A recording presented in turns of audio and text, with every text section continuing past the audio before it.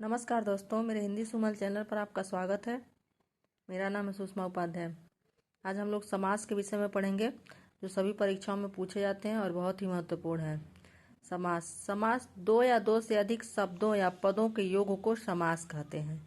दो या दो से अधिक शब्दों या पदों के योग को समास कहते हैं। समास मुख्यतः 6 प्रकार के होते हैं: अव्ययी भाव समास, कर्मधारय समास, द्वंद्व समास, द्विगु समास, बहुब्रीहि समास, तत्पुरुष समास। सबसे पहला है अव्ययी भाव समास। इसमें पहला पद अव्यय और दूसरा पद संज्ञा होता है। इसमें प्रथम पद प्रधान होता है।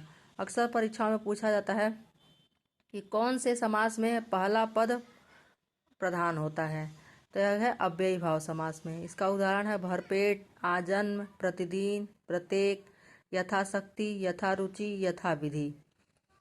दूसरा है कर्मधारय समास। इस समास में प्रथम पद विशेषण होता है और दूसरा पद विशेष्य होता है। कर्मधारय समास में प्रथम पद विशेषण होता है और दूसरा पद विशेष्य होता है। इसका उदाहरण महाराजा, बैलगाड़ी, मृगलोचन, पीताम्बर, कापुरुष, नीलकमल, महाकवि। जैसे एक राजा विशेषण है और इसमें महा लग गया तो यह विशेष हो गया, महाराजा। इसी तरह गाड़ी, इसमें बैल लग गया तो बैलगाड़ी हो गया। नीलकमल, कमल, और इसमें नील लग गया तो नीलकमल हो गया। तीसरा है द्वंद्व समास। इस समास में दोनों पद प्रधान रहता है। शब्दों को मिलाते समय योजक चिन्ह का उपयोग होता है। द्वंद्व समास में दोनों पद प्रधान होता है, शब्दों को मिलाते समय योजक चिन्ह का उपयोग होता है। जिसमें भी योजक चिन्ह होता है बीच में, वहाँ द्वंद्व समास होता है। जैसे कि माता पिता, रात दिन, सुख दुख, भाई बहन, ऊंचा नीचा, नर नारी, गंगा यमुना। यह क्या है? द्वंद्व समास है। अब क्या है? द्विगु समास। इसमें प्रथम पद संख्यावाचक होता है तथा दूसरा पद संज्ञा होता है, जिसे द्विगु समास कहते हैं। जिसमें प्रथम पद संख्यावाचक होता है तथा दूसरा पद संज्ञा होता है। जैसे कि खटखोड़, दोपहर, चौराहा, सप्तऋषि, पंचवटी, त्रियुगी, नवग्रह, अठन्नी। इसमें से दोपहर जो है पीजीटी द्वारा 21 में पूछा गया था हिंदी में। अगला है बहुब्रीहि समास। जहाँ पहला और दूसरा पद मिलकर तीसरे की ओर संकेत करते हैं, वहाँ बहुब्रीहि समास होता है। बहुब्रीहि समास में पहला पद और दूसरा पद मिलकर तीसरे पद की ओर संकेत करते हैं, वहाँ बहुब्रीहि समास होता है। जैसे कि दशानन।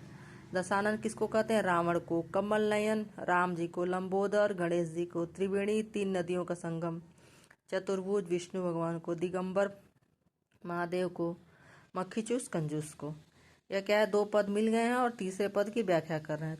अंतिम और छठवां है तत्पुरुष समास। इस समास में उत्तर पद प्रधान होता है तथा विभक्तियों का लोप हो जाता है। तत्पुरुष समास में क्या होता है? उत्तर पद प्रधान होता है तथा विभक्तियों का लोप हो जाता है। अब देखिए, पहला समास जो है अव्ययी भाव समास, इसमें पहला पद प्रधान होता है और छठवां है, अंतिम है, इसमें आखिरी पद यानी कि उत्तर पद प्रधान होता है। इसका जैसे कि गुरु दक्षिणा, रसोई घर, सत्याग्रह, तुलसीकृत, शरणागत, माखन चोर, राजमाता। अब क्या है कि गुरु, अगर इसमें दक्षिणा लग जाए तो बहुत बड़ा पद बन जाता है, गुरु दक्षिणा। रसोई घर, घर रसोई, केवल रसोई, रसोई क्या है? घर लग गया तो रसोई घर। इसी तरह है माखन चोर। माखन, माखन क्या है? माखन। चोर लग गया, माखन चोर। तो बहुत ही महत्वपूर्ण पद कृष्ण की तरफ इशारा करता है। तो ये हमारे हैं कुल 6 समास: अव्ययी भाव समास, कर्मधारय समास, द्वंद्व समास, द्विगु समास, बहुब्रीहि समास, तत्पुरुष समास।